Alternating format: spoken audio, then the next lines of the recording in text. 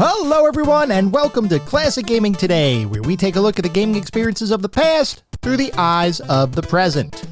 I am your host Tony, and today we're going to look at Super Mario Bros. 3, a side-scrolling platforming title developed and published by Nintendo and released in 1988 for the Famicom system in Japan, with a North American release on the Nintendo Entertainment System in 1990 and other geographic regions following in 1991. We're going to talk about that game in just a couple minutes, but first, as is usual, just a little bit of housekeeping up front. This is episode number 68. I am excited to be here. I hope all of you are as well.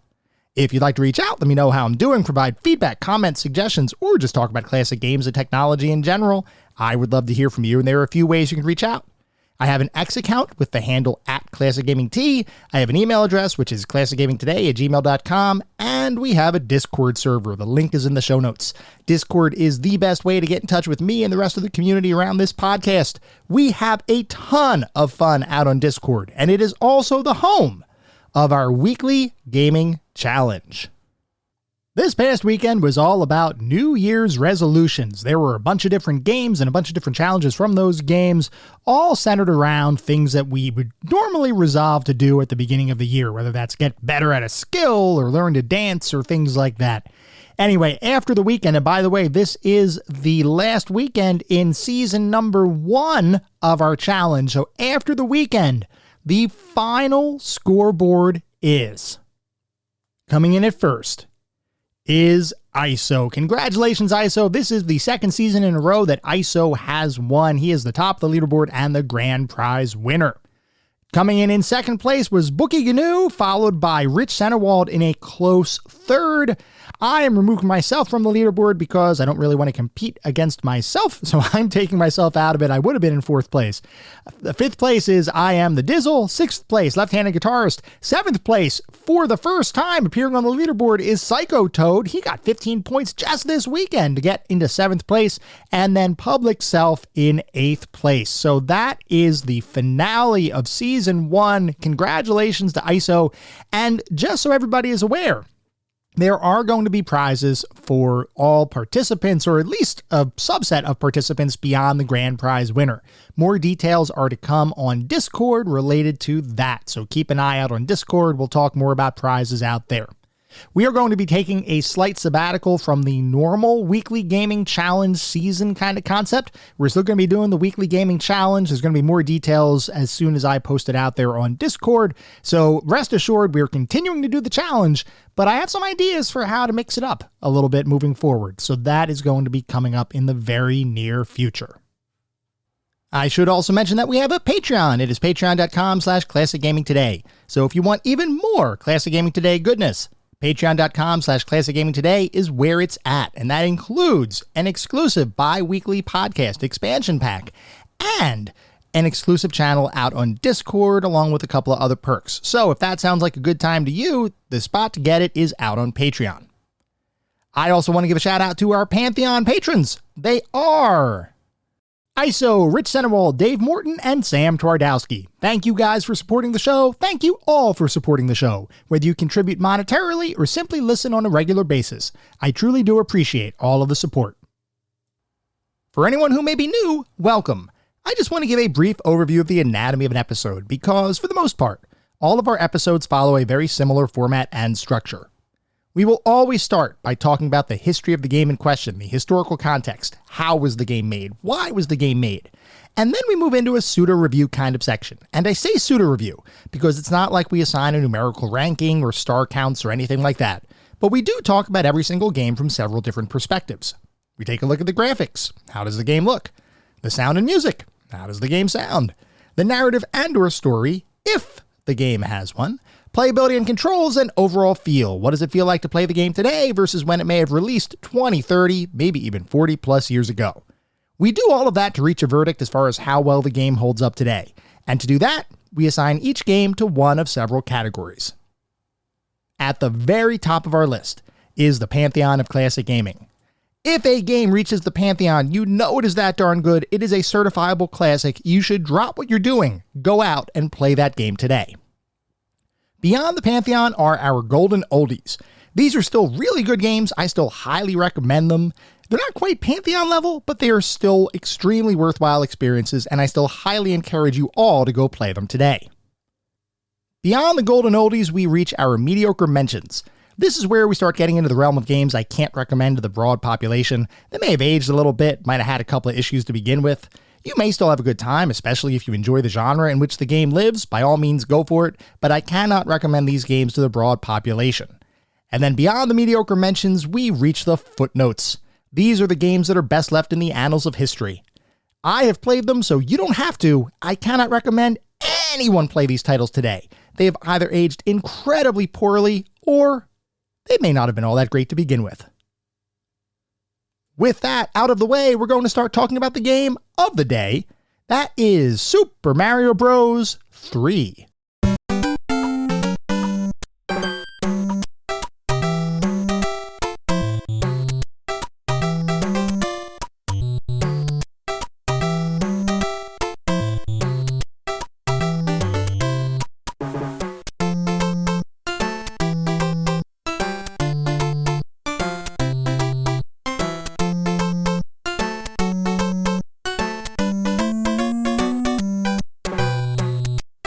Super Mario Bros. 3 is a side-scrolling platforming title developed and published by Nintendo and released in 1988 in Japan, 1990 in North America, and 1991 in other geographic regions.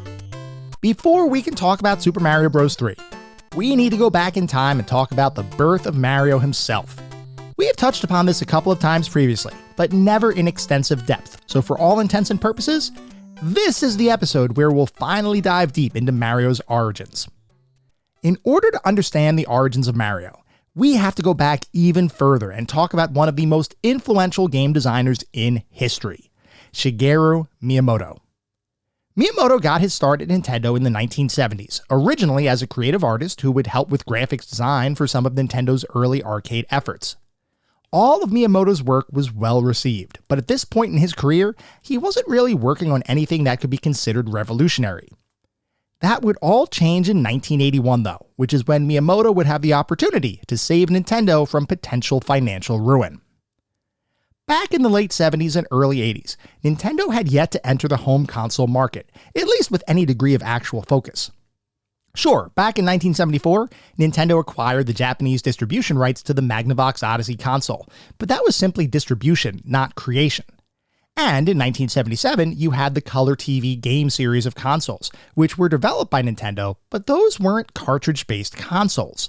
Each was a dedicated system, meaning each could only play the game or games that were built into them. Where Nintendo was focused instead was in the arcades, and they had a modicum of success in the late 70s and early 80s with a number of different arcade releases.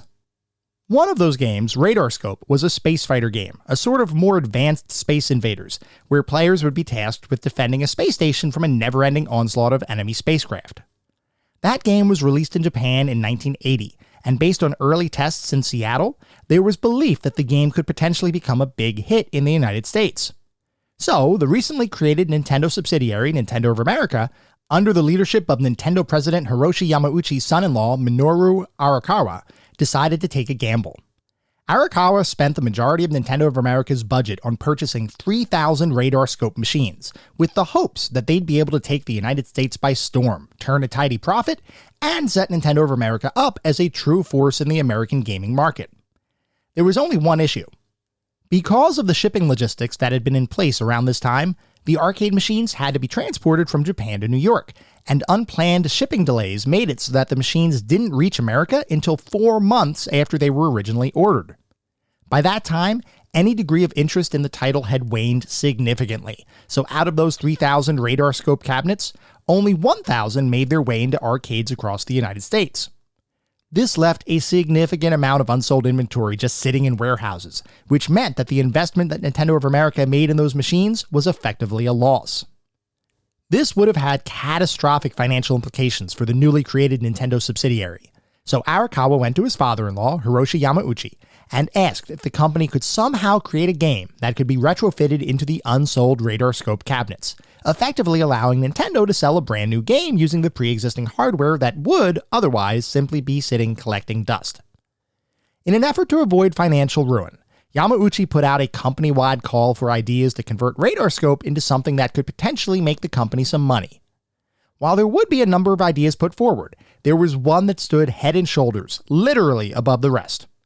That idea came directly from Shigeru Miyamoto and was focused on a love triangle kind of concept based on the classic cartoon series Popeye, where the player would control Popeye, with the goal being to rescue love interest Olive Oil from constant pest and frequent kidnapper Bluto across a variety of levels.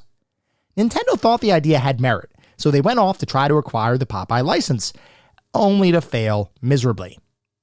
Undeterred, Miyamoto took his concept and made it more general, instead opting for an unnamed princess to be kidnapped by a gigantic ape, with the player character evolving from Popeye into a generic carpenter-like character with overalls, a hat, and a mustache. That character, known as Jumpman, would traverse several stages full of sloped floors, falling barrels, and other obstacles en route to hopefully rescuing the princess from certain doom. With that concept in place, Miyamoto was given the approval to proceed with designing his new game, but there was only one issue. Miyamoto didn't know how the heck to make a game himself. Sure, he had some interesting ideas, but he didn't have the technical skill set to sit down and program and create a brand new gaming experience. So he would be teamed up with Nintendo veteran and head engineer Gunpei Yokoi to help bring the project to life. Yokoi had already had a long and storied career at Nintendo, beginning as a factory worker, pivoting to toy creator, and evolving over time into one of Nintendo's most innovative inventors across a variety of different domains, including video games. Yokoi was also an informal mentor to Miyamoto, so the fact that Yokoi was asked to oversee Miyamoto's first real game design project was pretty much a perfect match. Over a period of several months, Miyamoto and Yokoi would bounce ideas off of each other while working with a team of dedicated developers to determine what could potentially be coded into a game, and what was simply too advanced to develop. Ideas like sloped floors and ladders for level traversal stayed in the game, while other ideas like using seesaws to catapult yourself through a stage were simply too complex to create and were therefore scrapped. Eventually, Miyamoto's new game, which would be shipped to the United States as a conversion kit for the unsold Radarscope cabinet, would be complete, and the initial response by the Nintendo of America sales department was less than kind, with one sales manager claiming the game would never sell as it deviated too much from the traditional kinds of games that arcade goers spent most of their time playing. As other Nintendo employees continued playing the game, though, they began to believe that there was something more here than originally assumed, and while testing the game, they began to come up with new American-sounding names for the characters inhabiting the game world. The damsel in distress would be named Pauline, after the wife of one of Nintendo of America's warehouse managers, while the giant ape at the center of the conflict would be christened as Donkey Kong, who also ended up lending his name to the title of the game. And that jumpy mustachioed carpenter that could leap over barrels, pick up and swing hammers, and climb ladders would end up being rechristened as well, this time based on the name of the landlord of one of Nintendo's warehouses. And with that, Jumpman would cease to exist. Instead, from that point forward, Donkey Kong's playable character would be known as Mario. With 2,000 Radarscope cabinets retrofitted to now play Donkey Kong, the game was released to the market and became an instant sensation, driving arcade owners everywhere to contact Nintendo for more cabinets to meet the demand of players. Over the course of the next year, more than 60,000 additional cabinets would be sold, and between cabinet sales and gamers spending hard-earned quarters on the machine, Donkey Kong would gross over $280 million by the end of 1982, which is the equivalent of nearly $1 billion in today's economy. That is absolutely insane. With Donkey Kong's success, Miyamoto quickly earned a reputation as a rising star in the company, and with Gunpei Yokoi's guidance, he would go on to work on a variety of titles over the next couple years, including a couple of sequels to Donkey Kong, as well as a new spin-off title putting Donkey Kong's playable character, Mario, in a brand new adventure, complete with an occupation change from carpenter to plumber, a location shift to the sewers of New York City, some new special abilities like the ability to fall from any height and not take damage, and the introduction of a new member of the family, the ultimate second-player character, Luigi. And with that, Mario Bros. Would be released to arcades in 1983, and while it wouldn't be nearly as successful in the arcades as Donkey Kong, it would still prove to be another hit for Miyamoto, allowing his star to rise even more within the internal ranks at Nintendo. There was just one issue though. Mario as a character had a lot of potential, And while he had starred in 2 successful games thus far, he still wasn't a household name. Sure, arcade goers of the time certainly appreciated Mario's adventures, but the character didn't really have much recognition beyond the more hardcore gamer community. But there was a new opportunity that was about to present itself.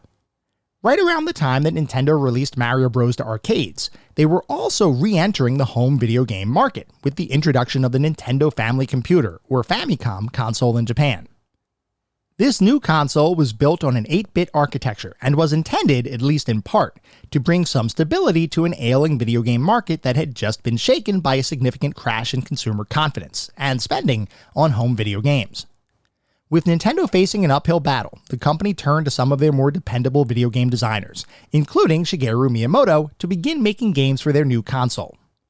While Miyamoto's early efforts on the Famicom, like Excitebike and Duck Hunt, as well as the black label sports titles Baseball, Tennis, and Golf, would have a modicum of success, they would more importantly allow him to continue refining and improving his game design skill set. His real jump into the stratosphere, though, would happen a couple years later, which is when he returned to the Mario Bros. Universe in a move that would end up having a profound impact on Miyamoto's career, Nintendo as a video game company, and, without exaggeration, the entire world. As 1985 approached, Nintendo was nearing an inflection point. For the last several years, they had been working on creating games for their Famicom system, and over that period of time, the team and Miyamoto himself had learned a lot about what made a good game, as well as how best to use the capabilities of their 8-bit system. At the same time, Nintendo was readying for the release of the Nintendo Entertainment System in North America, a launch that they recognized needed to make a big splash if they had any hopes of continuing to revitalize the North American video game market that had just started to recover from the early 80s crash. Furthermore, in Japan, the company was preparing for yet another launch, an add-on peripheral for the Famicom called the Famicom Disk System, which would use cheaper cost floppy disks to both provide additional storage capabilities over the traditional cartridge format, while at the same time addressing chip shortages that were prevalent due to the sheer demand for Nintendo titles by gamers and retailers alike. It was a stressful time, but it was also a perfect opportunity to innovate. So, Nintendo decided to greenlight 2 projects. One would represent the pinnacle of current game design, taking all of the lessons learned over the last several years and distilling all the best parts of prior games into a single title that would effectively serve as the perfect representation of what the cartridge-based format would be capable of, and would hopefully act as a system seller for the forthcoming North American NES launch. The other project would represent the future of game design, utilizing the capabilities of the soon-to-be-released Famicom Disk System to create an expansive world beyond what current cartridges would be capable of, and would, for the first time, allow players the ability to save their progress without the use of a complex password system. That Famicom Disk System game, the one that would create a world representing the future of video games, would eventually become The Legend of Zelda. The cartridge-based game, the one that would represent the pinnacle of current 8-bit game design, is the title that would eventually become Super Mario Bros. Bringing both games to life would fall to the same team, with Shigeru Miyamoto directing and fellow teammates Takashi Tezuka designing levels, characters, and general game frameworks, and Koji Kondo composing songs and developing sound effects, along with others providing support for the underlying programming and art creation.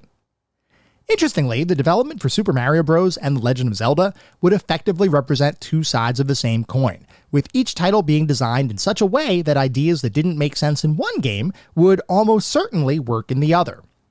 In fact, during the development of the 2 games, the team would often bin their ideas into 2 categories, literally labeled Mario ideas and Zelda ideas, with Miyamoto acting as the final judge as to which game each idea would be applied to. Perhaps the most notable example of this kind of decision-making was related to the overall structure of each game. It should be said that Miyamoto, as you might expect, had a grand vision for each title. His goal with Super Mario Bros. Was to create a very linear experience, where every action that a player took was effectively sequential, and the game would even begin introducing the player to various core mechanics in an almost friendly, hand-holding kind of way. This kind of user-friendly design was almost unheard of in this era of gaming. The concept of embedding tutorials of sorts into games really only came about in the 90s. Before then, the assumption was that gamers would either need to put in the time or read the manual in order to understand how to play a game. But Super Mario Bros. Did in fact provide a tutorial, sort of, in the form of the first level, and this was entirely by design. Miyamoto wanted any player who touched the game to understand how to play the game and what the mechanics for the title would be simply by completing the first level. The thought was that if you could complete level 1, you'd have the foundational knowledge needed to tackle the remaining 31 levels of the game. Now, it's not like the team created tooltips that popped up on the screen that said press A to jump or anything like that, but that first level of the game was designed to gently introduce players to the game, and for the most part, it succeeded. The Legend of Zelda, by contrast, was designed to be a much more open-ended, free-form experience, and if you want to learn more about the development of that title, I'd encourage you to check out our episode on The Legend of Zelda from several months ago. Anyway, Super Mario Bros. Would go on to be an absolutely astronomical blockbuster release, and would become the first real killer app for Nintendo's 8-bit console family. Over the course of its lifetime, Super Mario Bros. Would sell over 40 million copies, which was good enough to hold the top video game sales record for over 20 years. To put it mildly, it was a big deal, and the trinity of Miyamoto, Tezuka, and Kondo quickly garnered significant respect across Nintendo and the video game industry at large. With such success, you might assume that the team would get right to work on a sequel, and here you would be right. While Miyamoto himself began to ascend to a position of more oversight as opposed to direct daily contribution to the games under his watch, Takashi Tezuka was given the opportunity to direct his first title, which is exactly what he did when he created Super Mario Bros. 2 for the Nintendo Famicom system in June of 1986. Colloquially across many geographic areas, the Japanese version of Super Mario Bros. 2 is known simply as the Lost Levels, and this colloquialism has stuck over the years, primarily because the game wasn't released outside of Japan until years after its initial creation. The thought behind Super Mario 2 was that if a player had already beaten the first game, they likely had a fair degree of platforming skill. So, Super Mario 2 was designed to ramp up the difficulty for those players who had previously beaten the first Super Mario title, effectively beginning from stage 1 at the same level of difficulty that the first game ended with, and providing an experience that was more of an evolution of the newly developed Mario platforming formula as opposed to a revolution. The issue was, when that version of Mario 2 was presented to Nintendo of America, the subsidiary's leadership felt that the game was too similar to the original title and was also likely too challenging for North American gamers, who had only recently become exposed to Mario in the first place. For Japanese players, though, who Nintendo believed were more skilled than their international counterparts, this was a perfect fit. A game that would challenge the player base with what can effectively be described as more of the same, albeit with many situations and enemies tweaked to be more brutally difficult than its predecessor. So, for the Japanese market, Super Mario 2 can almost be thought of as an expansion pack of sorts for the original title, and players in Japan ate it up. For the rest of the world, though, the Japanese version of Super Mario Bros. 2 wasn't even on their radar. Instead, the Super Mario Bros. 2 that everyone else got was a reskin of a previously developed game for the Nintendo Famicom Disk System, known as Yume Kojo Doki Doki Panic. Doki Doki Panic was originally conceived as a vertically scrolling platforming title, and represented a partnership between Nintendo and Fuji Television, where the characters and game world would tie into a licensing kind of deal, culminating in Fuji Television's Yume Kojo 87 event, which translates directly as Dream Factory 87. The game itself would consist of a series of characters that the player could select between, each of which had specific skills and abilities to help traverse the game's various levels.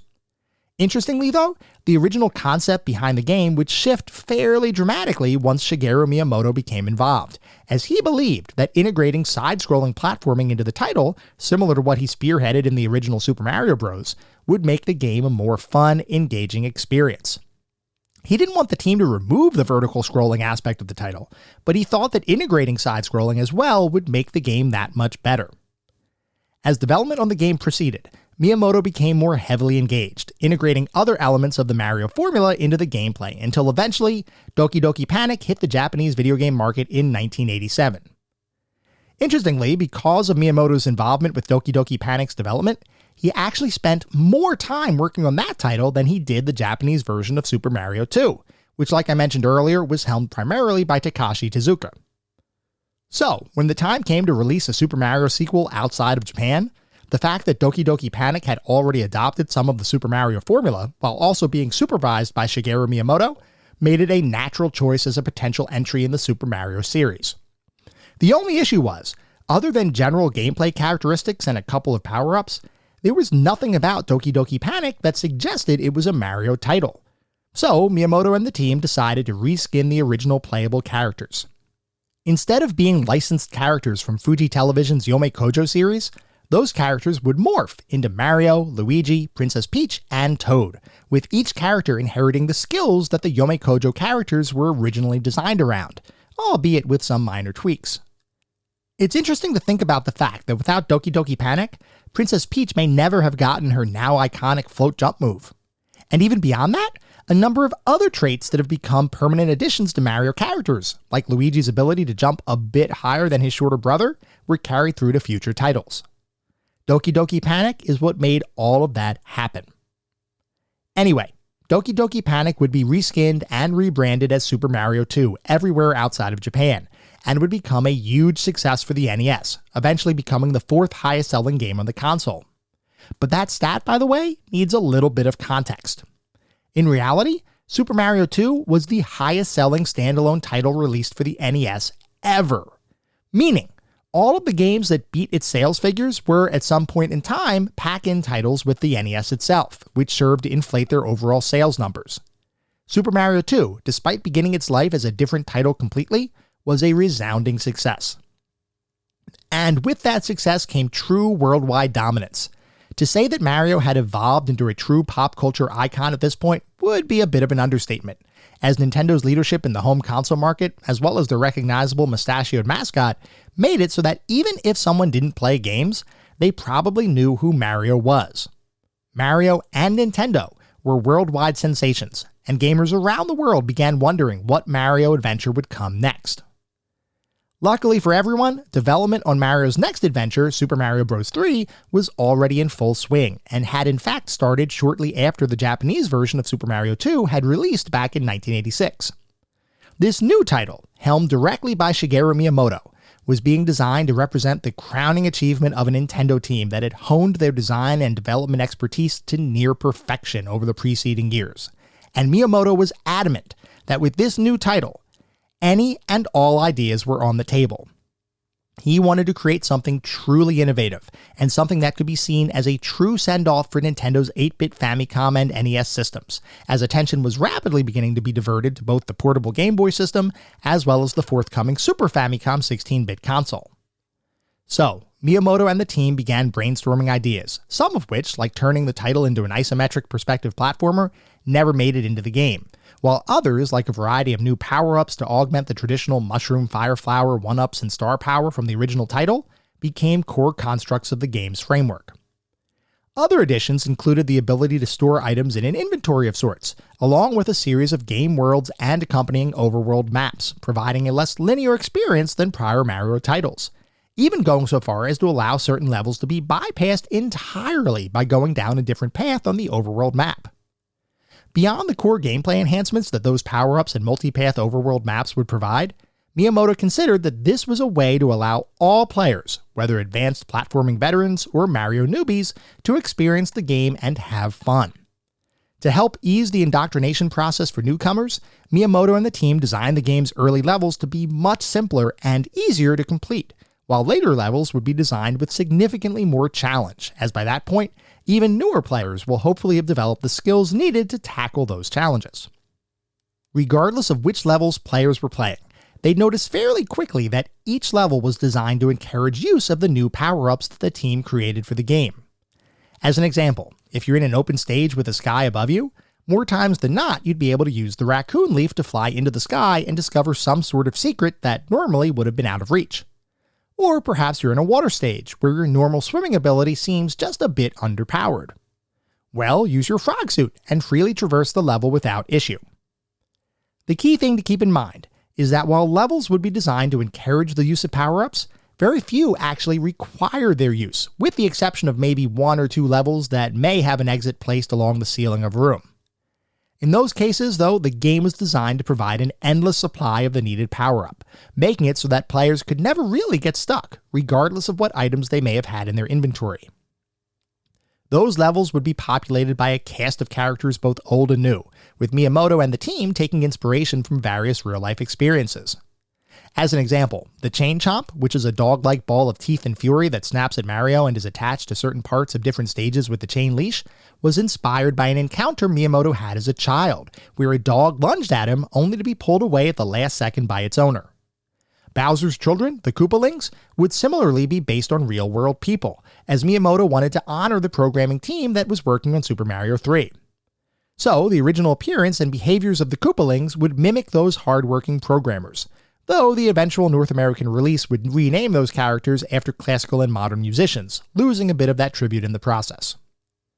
Speaking of music, the soundtrack for Super Mario 3 would once again be composed by frequent Miyamoto collaborator Koji Kondo, who created musical tracks that mixed classic Mario themes with brand new compositions. And interestingly, Kondo has claimed that Super Mario 3 was one of the harder titles that he had to create music for. In the past, Kondo had created music that he believed fit the design of the levels within an individual game. For Super Mario 3, though, the variety of levels at play was dramatically higher than any game that he had worked on previously, and as a result, he began trying to focus on specific musical genres to provide a cohesive sound for the entire game, rather than disparate melodies that varied from track to track. While it was undoubtedly challenging to get the right mix in place, Kondo would eventually complete his work, and the development team integrated his music into the game. We'll talk about my thoughts on the music a little later on, but I'll just say, Super Mario 3 is 100% a recognizable Koji Kondo score, which from my perspective is a good thing. Anyway, with the game design coming into shape, let's talk briefly about the technical aspects of the game, because Super Mario 3 would be designed as an enhanced NES title.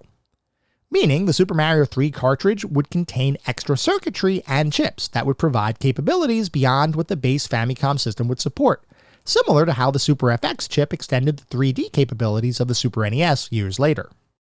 The specific enhancements for Super Mario 3 included additional hardware to allow for animated tiles, additional memory to allow for diagonal scrolling as you typically experience when flying, and perhaps most ingeniously, a special piece of hardware known as a scan line timer that was used to split the screen between the playable area and the status bar section at the bottom of the screen.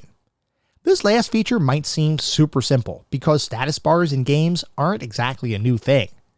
But that status bar actually contained its own animations and effects, such as the power-up bar that fills as you run around a level, and the inventory system that players can use when deciding which power-up to select before entering a stage from the overworld map. It's a small thing visually, and it's not something that many people will even realize was a special thing, but it did in fact enable Super Mario 3 to feel more advanced than many other titles of the time that would instead rely on static displays for health, items, or scores. Eventually, all of the different gameplay, design, and technical elements would come together, and Super Mario 3 would be ready for release in Japan in 1988, with a broader release expected to follow shortly thereafter. This was one of the hottest properties of all time, and one of the most anticipated games of its era, so you can only imagine how excited people were around the world to get their hands on Super Mario 3. There was just one problem. In 1988, Nintendo experienced a chip shortage, driven primarily by the insane demand for their games, including the best-selling international version of Super Mario 2. In short, Nintendo was too popular for its own good, and this shortage would end up delaying a number of games beyond their original release date.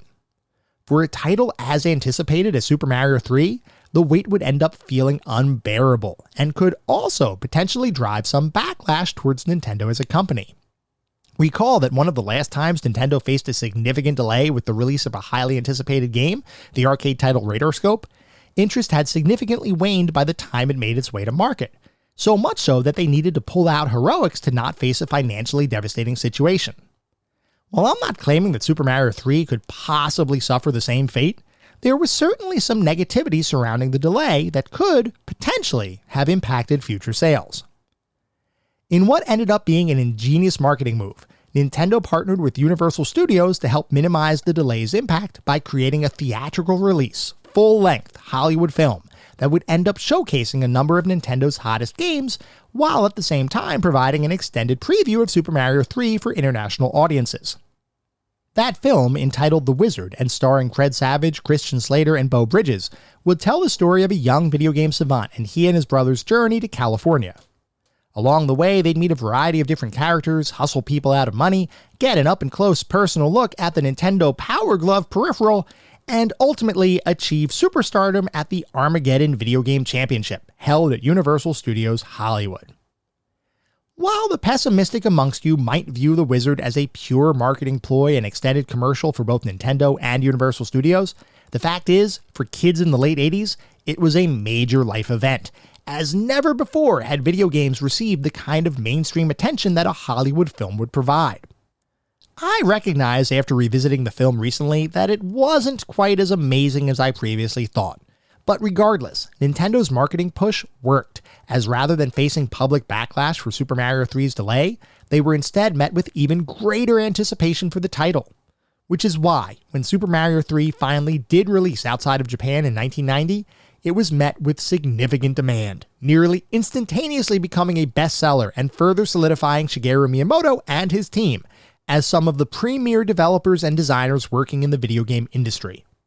Critical response was similarly strong, as numerous publications would declare the title to be one of the best games ever made, with near-perfect review scores coming from a number of different news outlets.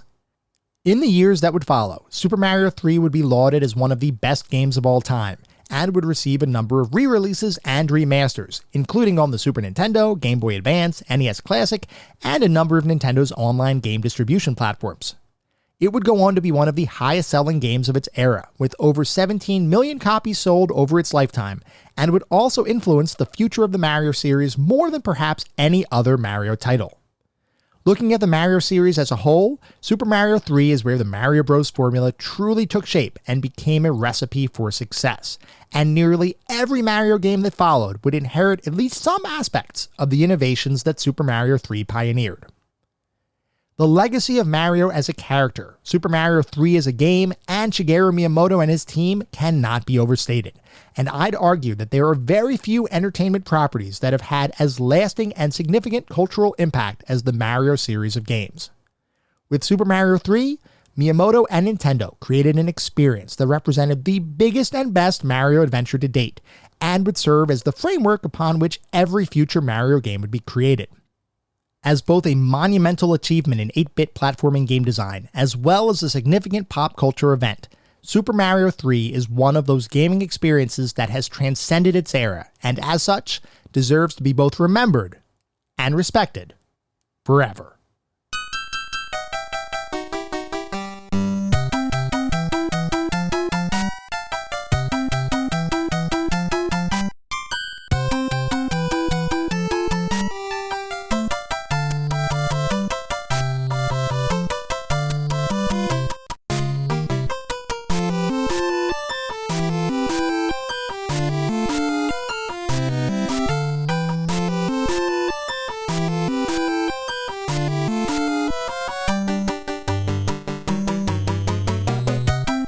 We are now going to shift to start talking about what it feels like to play Super Mario Bros. 3 today versus when it was released over 35 years ago.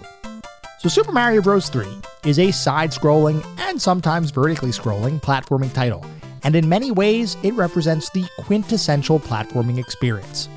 In the game, you control Mario or Luigi if playing multiplayer, and over a gigantic number of levels and multiple world themes, you'll encounter a variety of enemies, traverse a ton of obstacles, defeat a handful of bosses, and ultimately save Princess Peach from the clutches of Bowser.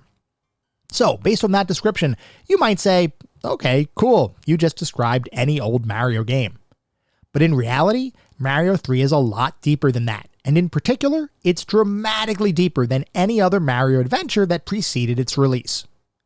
In order to show how deep of a platforming experience it is, I want to dive deep into the world design, the item system, and what I'll call the special features of the title, because it is those three elements that really demonstrate how Super Mario 3 differed from its predecessors, as well as how it leapfrogged pretty much every platforming title that had been released up to this point. To start, let's talk about the game's world design. Mario 3 is designed around the concept of multiple worlds, each of which have their own overworld map. Each of those worlds has their own theming, which ultimately helps determine what enemy types, stage environments, and power-ups will be available to the player. The variety at display here is vast, and to demonstrate that, let's talk about each world a little bit. World 1 is known as Grassland, and it is by far the simplest world in the whole game, both from a graphical perspective as well as from an overall gameplay mechanics standpoint. Grassland is effectively the game's tutorial, and I'd argue that it's one of the most effective tutorial worlds in a video game ever. Over the course of the various stages in the Grassland, you'll learn how to use certain new power-ups to help traverse levels, like utilizing the raccoon leaf to fly into the air, which, by the way, was an experience that was simply breathtaking to experience at the time of release. Nowadays, flying in a platformer is no great shakes, but back when Mario 3 hit the market, it was literally mind-blowing to be able to fly above a stage, and oftentimes even find secrets off the beaten track. Anyway, World 1 sets up the general structure of each world that will follow, with a number of different stages that may, or may not, need to be beaten in order to progress.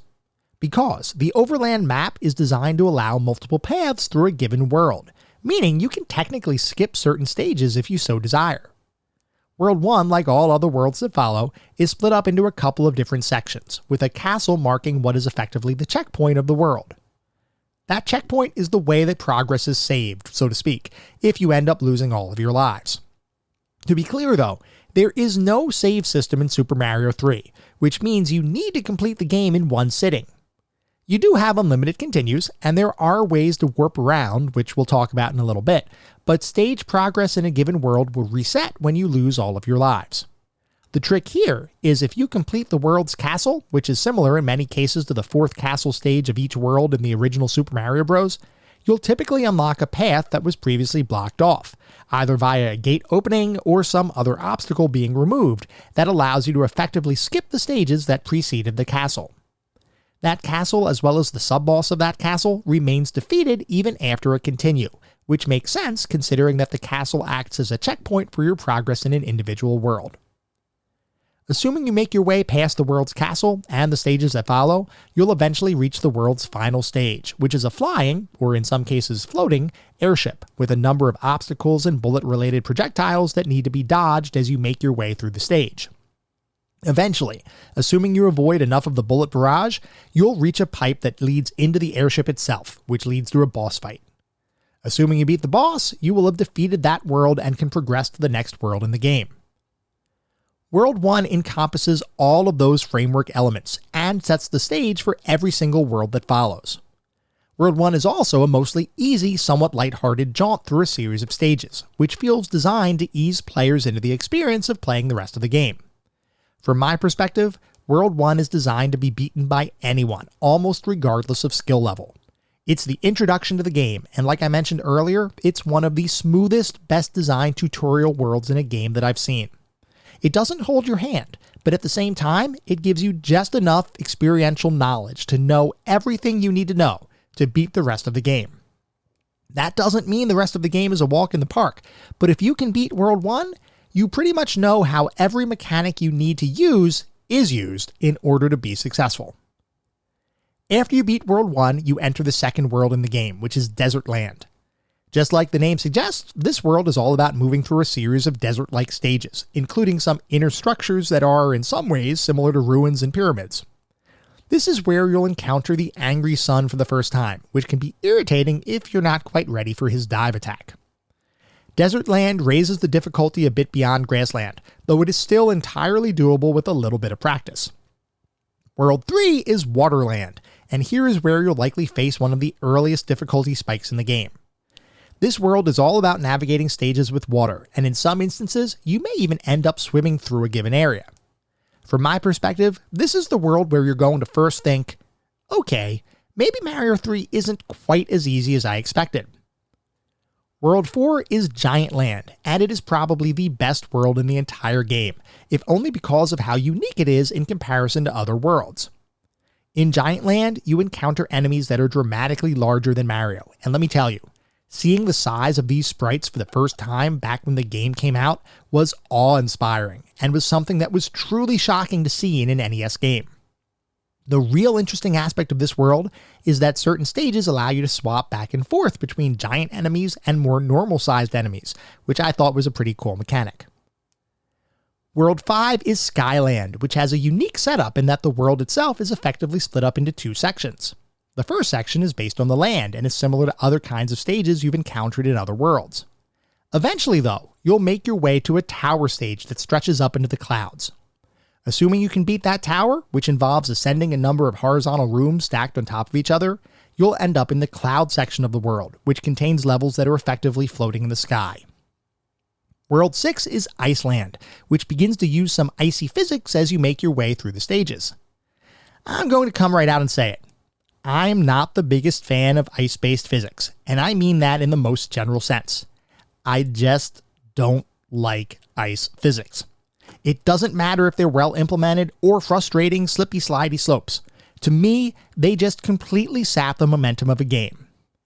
I will say the icy stages in Mario 3 are generally well designed, but I still maintain that ice physics are not my cup of tea. World 7 is Pipeland and has some of the most difficult stages in the entire game. The core conceit of this world is that each set of stages is connected by any number of pipes, and navigating those pipe links can be a bit confusing. The navigation of the world, though, isn't that big of a deal. The bigger issue is the obscene difficulty spike in some of the levels, which for me introduced some frustration that I hadn't truly experienced up to this point. Now, I should clarify that as part of my playthrough, I wanted to prove that I could beat every stage in the game, which means that I never skipped a stage in favor of a less difficult one. For someone simply playing the game for fun, you can avoid the most difficult stages, and in the process, minimize the associated frustration. For completionists, though, this one can be a bit painful. World 8 is Darkland, and is effectively Bowser's world. This world is unique in that there are a number of airship and tank levels, each of which retain their completion status after you beat them, regardless of if you need to use a continue or not. There are a couple of standard stages as well, but those are actually deceptively simple, with a special trick in each to basically avoid the hardest parts of each stage.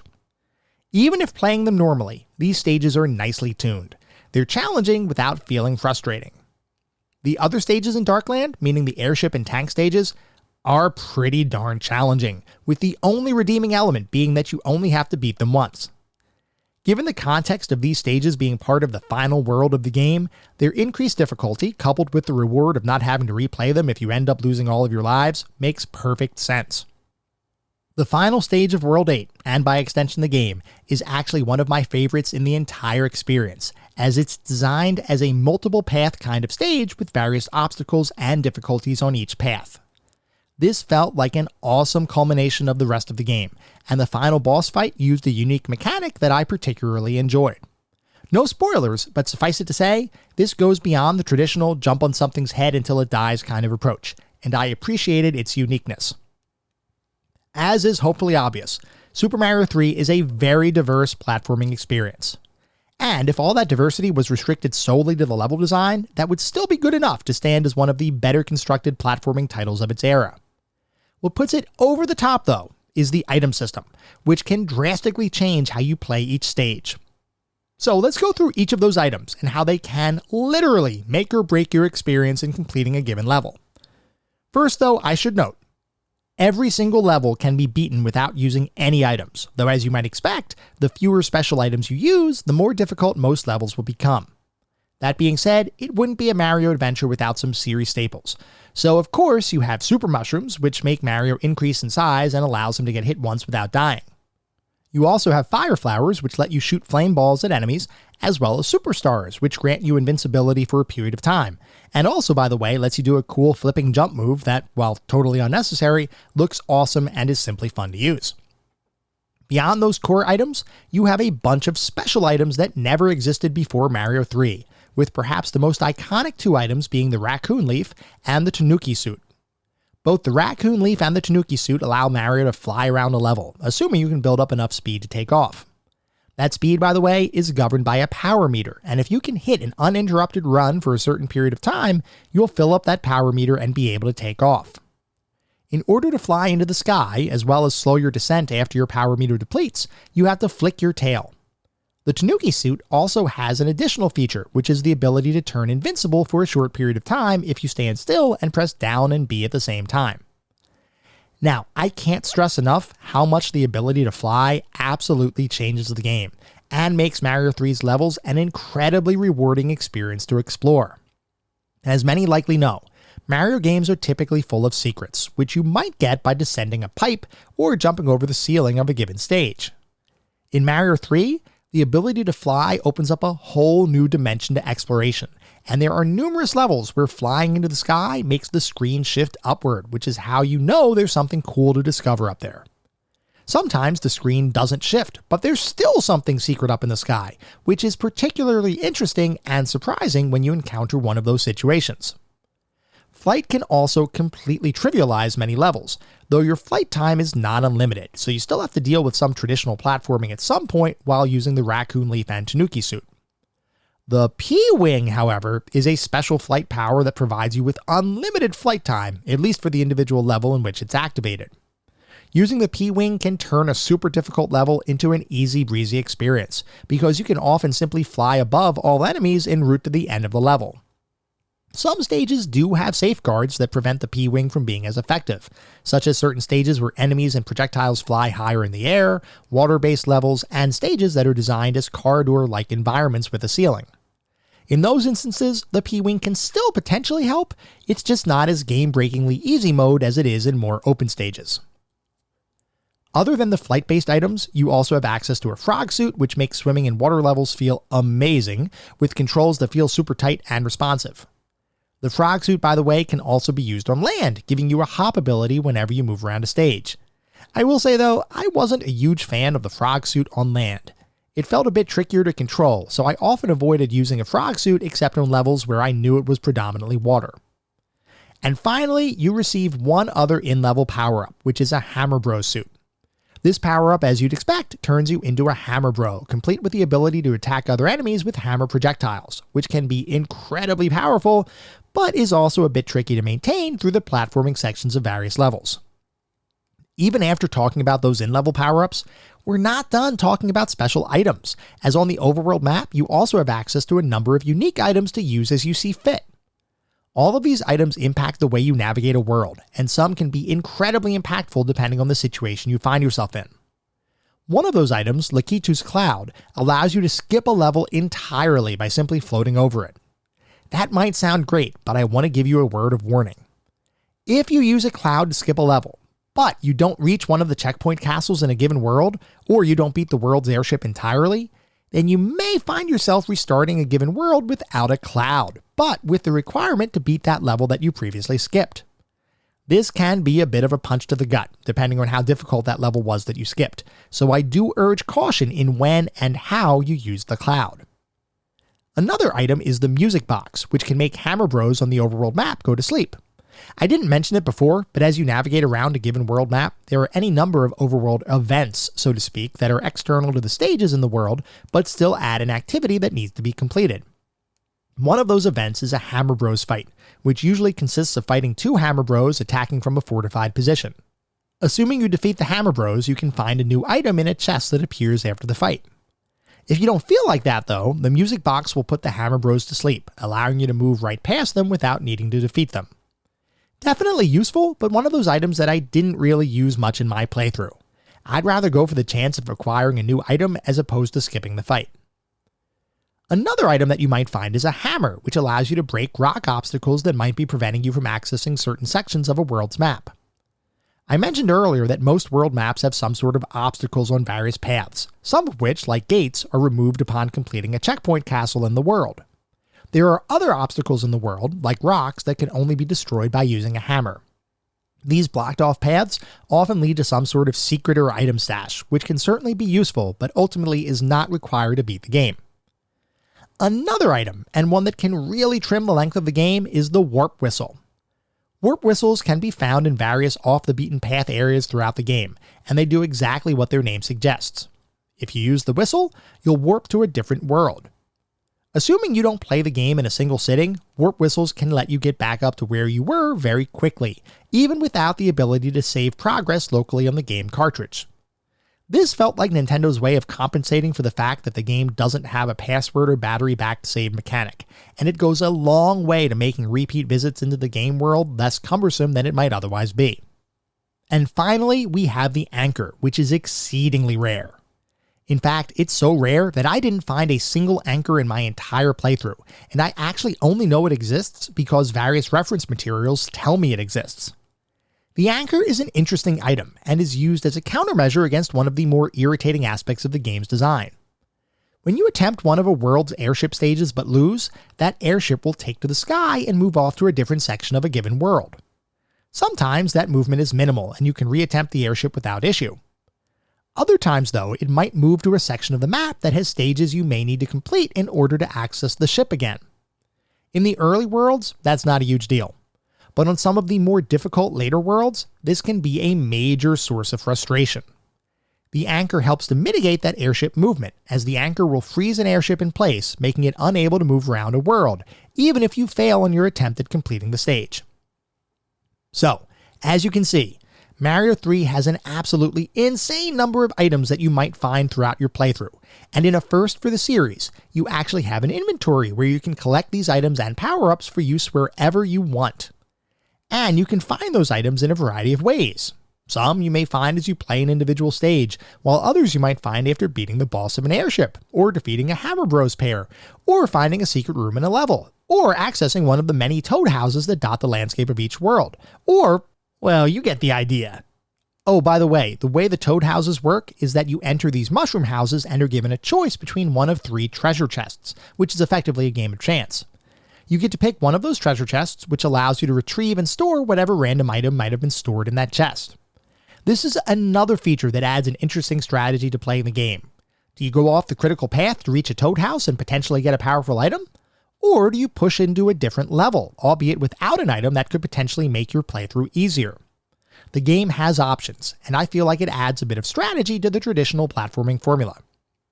There are a few other special features included in the game as well, including the ability to collect one of 3 cards at the end of each stage, which, depending on what combination you find, can grant you anywhere from 1 to 5 extra lives.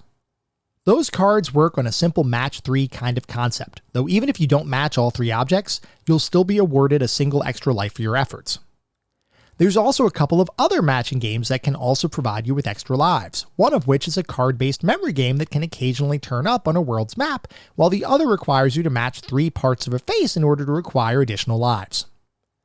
All of these special features are fun diversions that add even greater diversity to the act of playing the game, and those features, combined with the world design and the huge variety of power-ups and items available, are why Super Mario Bros. 3 was so revered and admired when it was first released.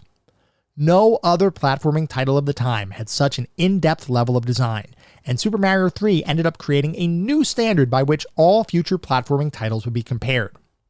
The same way as the original Super Mario Bros. Created the framework that nearly all future platform titles would utilize, Super Mario 3 evolved that framework, taking everything Nintendo had learned over the years and creating something that is, in the eyes of many gamers, truly special. We're going to talk more about the specific aspects of what make the game special in just a second, but first, as we always do, I need to take a look at the back of the box, because, as you all know, I love looking at the back of the box for these games. I love seeing how different companies marketed their titles, especially in the pre-internet era, because a lot of times our buying decisions were based on what the box looked like and what was said on the back of the box. Now for Super Mario 3, even though we didn't have the internet, we certainly knew that Mario 3 was coming, because there was such an intense demand, as well as some of the marketing like we were talking about with the movie The Wizard, that I can't imagine anybody walking into the store and not realizing what Super Mario 3 was all about. Regardless, I still like looking at the back of the box because it's what I do. So, for Mario 3 for the NES, the back of the box says, Super Mario Bros. 3, new different worlds, new exciting levels, new challenges galore. Fight monsters and mini-bosses, avoid ghosts in the burning sun, make your way through water and quicksand, dodge cannonballs and bullets, and rescue the King's Wand. In Super Mario Bros. 3, there are more warps, more chances at extra lives, and new special suits. The raccoon suit lets you fly and knock out blocks. The frog suit helps you outswim deadly fish. There are suits for every occasion. Store up flowers and mushrooms to use later on. Play game show type bonus rounds. Go back to that last screen and get a mushroom. Pause to take a break, then continue where you left off. Super Mario Bros. 3 is fun to play alone or team up with a buddy to prolong the adventure. And then there are several screenshots on the back of the box showing a couple of game worlds as well as the overworld map for one of the levels. And I've got to say, this box absolutely sells me. And the front of the box, by the way, looks really cool too, with Mario and his raccoon tail power-up suit flying through the air. The whole thing sold me on it. And I was a child that was incredibly anxious about Super Mario 3. I wanted it so badly. I was so disappointed when it was delayed, but then when we ultimately got it, I was over the moon. I love this box. I loved the game when I got it, and this is one of those games that I absolutely did get as soon as it was released in North America. I was pretty much making my family get it as soon as it was possibly available. I do want to mention one thing that I found a little funny as I was looking at the back of the box, where it says pause to take a break and then continue where you left off.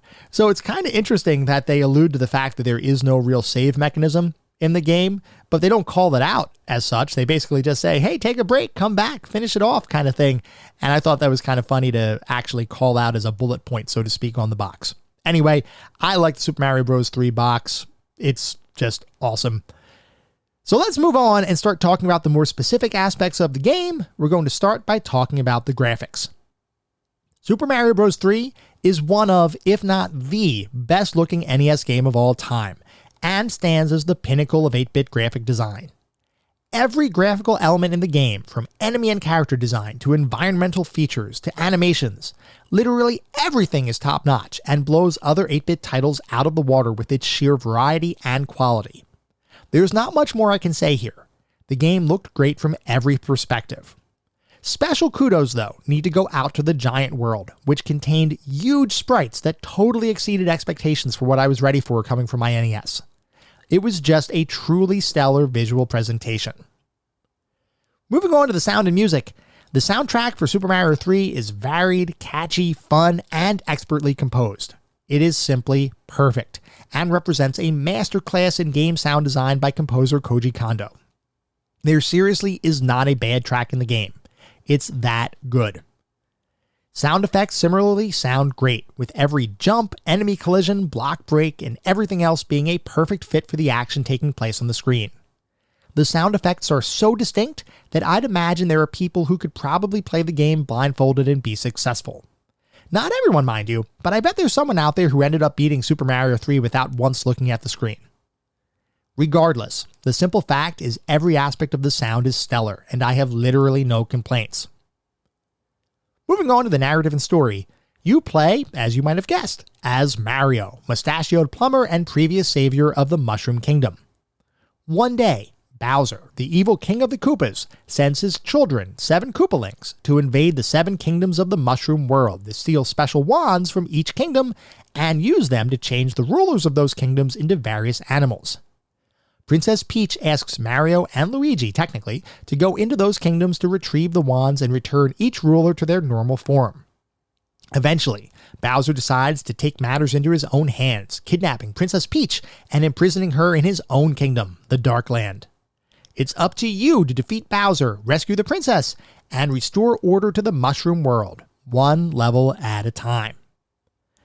This story is fairly typical for a Mario platformer, and honestly, it works just fine. As I've said before, platformers don't need a deep story, and you're definitely not given a deep story here. But what is here works, and it never gets in the way of the main focus of the game, which is fun platforming action. Moving on to the playability and controls. Controlling Mario is exactly what you might expect, as you use your directional pad to move around the game's world, use the B button to sprint and do various special attacks depending on the power-up you have equipped, and use the A button to jump in the air and from platform to platform, and to swim if you're in a water stage. The interesting thing here is that despite the simplicity of the controls, the variety of the power-ups makes the control scheme actually feel more in-depth than what it is, and I mean that in the most positive way possible. You know how some games present convoluted controls or inconsistent button usage that can sometimes cause confusion? Well, Mario 3 never falls into this trap, and despite the fact that the controls change a bit depending on your power-up, it never feels unmanageable, and instead makes the entire experience feel more engaging than it otherwise would. I also appreciated the tightness of the controls and how good it feels to run, jump, swim, and fly through levels. I've mentioned in prior episodes when certain games don't have the right feel of inertia and momentum in their character movement, which can make a game much more difficult to play. Super Mario 3 has no issues here, and it pretty much presents the most refined version of a nearly perfect control scheme and gameplay feel, which makes the entire experience feel joyous to play. That being said, I do have one major critique, and that is the fact that some stages feel unnecessarily difficult, with certain stage designs being super challenging, especially in comparison to other levels that might be part of that same world. Now I want to clarify, difficulty in a game is totally fine. Difficulty spikes in games are what I take exception to, as those spikes can often derail the fun that you've been having, which runs the risk of making your lasting impression be more negative than it otherwise would have been. Just to be clear, I don't think Mario 3 has a major miss here, but it is a surprisingly difficult game, especially in the later stages. I can honestly say that I don't remember the game being quite as difficult as it is. For awareness, I played through Super Mario 3 multiple times when I was a kid, and I remember the whole game being challenging, but totally doable. Playing through it for this podcast episode, I found it to be much more difficult than my prior memories led me to believe. Could the difficulty have been smoothed out a bit? Yeah, I think it could have been. But we also have to remember that part of the difficulty mitigation in the game involves the fact that you can use items to simplify certain levels, and some levels can even be avoided entirely by navigating a different path in the game's world. Like I mentioned earlier, I made the experience arbitrarily more difficult for myself by requiring the completion of every level in the game before I could declare myself successful. From that perspective, the game can be really challenging. From a broader perspective, and taking into account the mitigations the game makes available to help progress through each level, the game is actually pretty well balanced, though I still maintain that most people will encounter at least a small bit of frustration as they work their way through the title. Other than that one piece, I literally have no complaints. The game controls perfectly, and it remains as playable today as it ever has been. So overall, how did it feel to play Mario 3? Well, if I look at Super Mario 3 as a total package, I think it's safe to say that it feels like a wondrous achievement by a team of incredibly talented developers, designers, artists, and musicians. While I don't think the game was 100% perfect, it is about as close to perfect as a game can be, and the fact that many people consider it to be one of, if not the best game of all time, isn't hyperbole. It truly is that phenomenal, and it really hasn't aged a day. So, what is our verdict on Super Mario 3? When historians of the future look back on the games of the 20th century, there are a few titles that will likely be looked at as true game changers. Super Mario Bros. 3 is one of them. Quite simply, Super Mario 3 is a monumental achievement in 8-bit game design, and can likely stand toe-to-toe against any individual game in history, whether classic or modern. There is no doubt in my mind that Super Mario 3 is one of the best games ever created, and it is therefore an undeniable entry into our pantheon of classic gaming.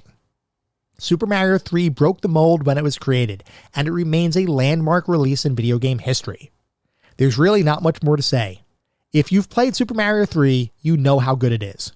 If you haven't played it before, turn off this podcast and go play the game. I have no doubt it will be worth your time.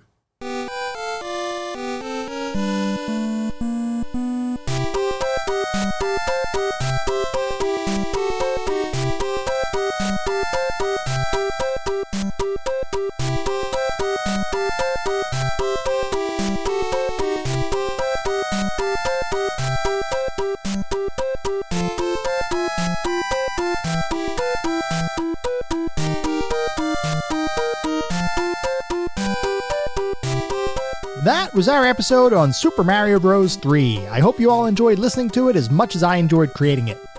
If you'd like to reach out, let me know how I'm doing, provide feedback, comments, suggestions, or just talk about classic games and technology in general, I would love to hear from you, and there are a few ways you can reach out.